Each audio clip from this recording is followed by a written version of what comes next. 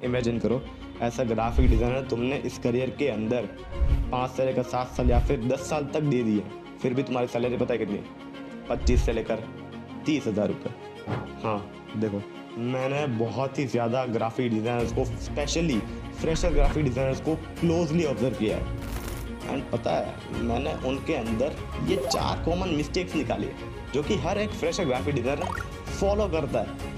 लेकिन मैं चाहता हूँ कि आप ये सारे के सारे मिस्टेक्स जो हैं ये स्किप कर दो, एंड इसीलिए मैं ये वीडियो बना रहा हूँ। देखो, उनके पास तो कोई गाइड करने वाला होता नहीं है, लेकिन मैं यहाँ पर हूँ आपके लिए। लेकिन शर्त यह है कि आपको ये वीडियो लास्ट तक, एंड तक देखना पड़ेगा, ये सारी की सारी मिस्टेक्स को अच्छे से समझने के लिए।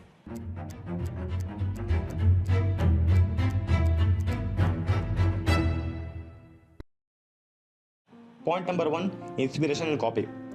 जो लोग इस ग्राफिक डिज़ाइनर की फील्ड में नए नए आते हैं ना, फ्रेशर जो होते हैं, उनको ऐसा लगता है कि हमें बहुत ही ज़्यादा क्रिएटिव होने की ज़रूरत है, जिनका मानना इतना ज़्यादा गलत भी नहीं है, क्योंकि उनको कुछ पता ही नहीं होता इस फील्ड के बारे में। देखो, सच बताऊं, कभी भी क्रिएटिविटी नाम की कोई चीज़ होती ही नहीं।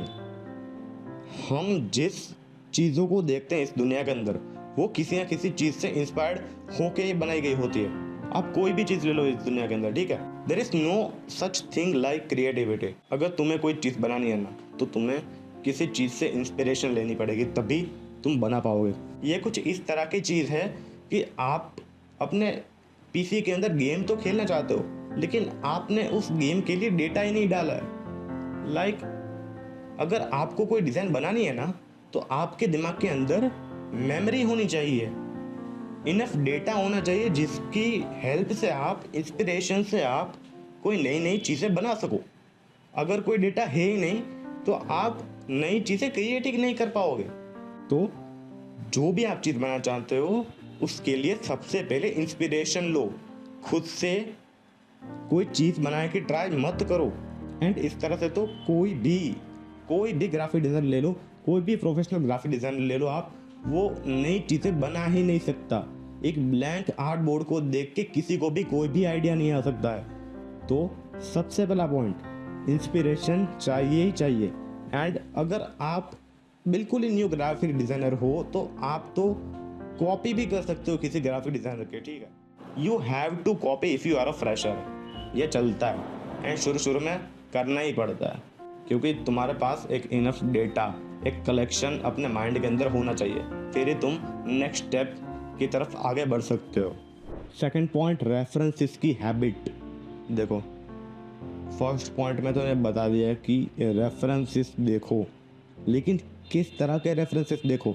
देखो, बहुत ही ज़्यादा अगर तुम्हें अच्छे डिज़ाइन बनाने हैं ना, तो तुम्हें बुरे डिज़ाइन बिल्कुल ही अवॉइड करने पड़ेंगे। इस फील्ड के अंदर डिस्ट्रैक्ट होना बहुत ही ज़्यादा आसान होता है, इसलिए तुम्हें करना बस इतना है कि बैड थिंग्स को बिल्कुल ही अवॉइड करो। सिर्फ और सिर्फ अच्छे डिज़ाइन देखो, प्रोफेशनल डिज़ाइंस देखो, जैसे कि बिहांस के अंदर हो गया, पिंटरेस्ट के अंदर हो गया।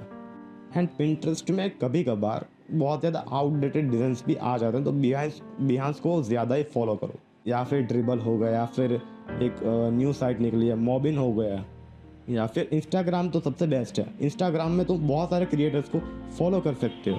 एंड ये चीज़ इसलिए ज़्यादा ज़रूरी है क्योंकि अगर तुम फ्रेशर हो, तो तुम अपने दिमाग के अंदर शुरू में एक कलेक्शन बना रहे होते, एक मेमोरी बना रहे होते, एक डिज़ाइनर का माइंडसेट क्रिएट कर रहे होते। एंड शुरू में ही अगर तुमने बहुत ही ज़्यादा बुरे, बहुत ही ज़्यादा अनस्ट्रक्चर्ड डिज़ाइन को फॉलो कर रहे हो शुरू से ही, तो ये आपकी आदत ना बहुत ही लंबे समय तक डेवलप होने वाली है, एंड लास्ट तक आपके साथ रहेगी।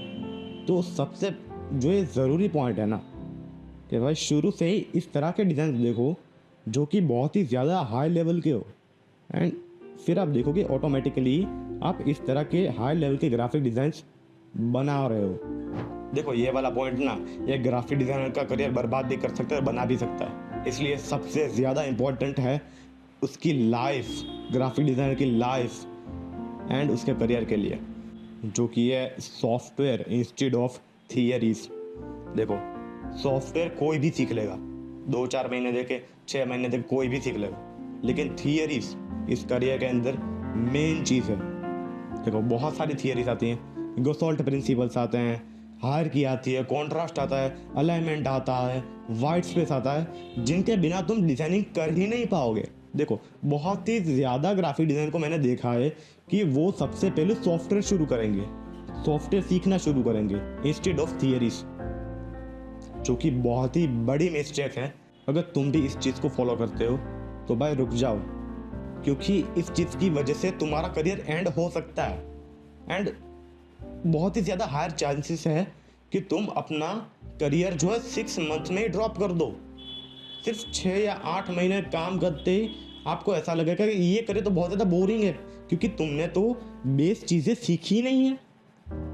देखो बहुत ही ज़्यादा इम्पॉर्टेंट चीज़ है इस करियर के अंदर डिज़ाइन थियोरीज। अगर तुमने ये चीज़ नहीं सीखी एंड सॉफ्टवेयर शुरू कर दिया तो बहुत ही बड़ी मिस्टेक तुमने यहाँ से ही शुरू कर दी है ये, क्योंकि फर्स्ट ही स्टेप है इस डिज़ाइनिंग फील्ड के अंदर। एंड बहुत ही ज़्यादा इंस्टीट्यूट्स हैं, लाइक 80 to 90% इंस्टीट्यूट्स थियरीज पहले सिखाना तो छोड़, वो सिखाती ही नहीं है। इसलिए जितना हो सके ना यूट्यूब में से सीखो, कोई कोर्स ले लो अच्छा सा, लेकिन इन सारे इंस्टीट्यूट्स में बिल्कुल भी मत जाओ, क्योंकि ये सारे इंस्टीट्यूट्स थियरीज सिखाते ही नहीं हैं, जो कि इस करियर के अंदर बेस चीज़ है। इसलिए सबसे पहले जाओ, सॉफ्टवेयर अगर शुरू कर दिया गलती से तो भाई थियरी सीखो, सॉफ्टवेयर छोड़ दो 1-2 महीने के लिए। और ये चीज़ें तो इतनी ज़्यादा आसान है ना थियरीज, कि आप 1 या 2 महीने में सीख जाओगे। Fourth point is keep updated. देखो अगर तुम इस ग्राफिक डिज़ाइन के अंदर हो, अगर तुमने इस ग्राफिक डिज़ाइन की फील्ड के अंदर बहुत ज़्यादा रेपुटेशन भी गेन कर ली है, थियरी भी सीख ली है, एक्सपीरियंस भी गेन कर लिया है, लेकिन अगर तुम कीप अपडेटेड नहीं मतलब अपडेटेड नहीं रह रहे हो, तो बहुत ज़्यादा चांसेस है कि आपकी कंपनी आपको निकाल भी दे शुरू में नहीं, लेकिन 5 से 10 साल के बाद अगर तुम अपने इस करियर को सालों साल तक खींचना चाहते हो ना, तो आपको अपडेटेड रहना पड़ेगा मार्केट के हिसाब से। तो बेटर है कि इस तरह के क्रिएटर्स को फॉलो करो जो कि डिज़ाइनिंग के अंदर अपडेटेड रहते हो, नए हाई क्वालिटी विजुअल्स को अपलोड करते हो, एंड बहुत ही ज़्यादा ग्राफिक डिज़ाइन ट्रेंड्स भी निकलते हैं हर साल, तो उनको आप फॉलो कर सकते हो। बहुत ही ज़्यादा वे है खुद को अपडेटेड रखने के लिए, तो बहुत ही ज़्यादा अपडेटेड रहना सीखो, हर दिन खुद को इम्प्रूव करो, जिसकी वजह से आपको बहुत ही ज़्यादा रेपुटेशन मिलेगी अपनी कंपनी के अंदर या फिर एज अ फ्रीलांसर भी। लेकिन इस फील्ड के अंदर आपको अपडेट रहना बहुत ही ज़्यादा ज़रूरी है, ठीक है। पहले के 3 पॉइंट फॉलो तो करने ही करना है, लेकिन ये ऐसा एड ऑन है जिसको आपको फॉलो करना है, ठीक है। तो अगर आप इस 4 पॉइंट्स को फॉलो करते हो तो आपको बहुत ही ज़्यादा रेपुटेशन मिलेगी as a graphic designer, and कभी भी आप पीछे नहीं पड़ोगे किसी भी चीज़ को बनाने के लिए। तो इसी के साथ अपना वीडियो यहाँ पर एंड करते हैं। ये सारी जो मिस्टेक्स थी वो हर एक ग्राफिक डिज़ाइनर फेस करता है, तो मैंने सोचा इसके ऊपर वीडियो बना ही डालूँ। तो मिलते हैं नेक्स्ट वीडियो में, तब तक के लिए आप इस वाले वीडियो को भी देख सकते हो, एंड बाय।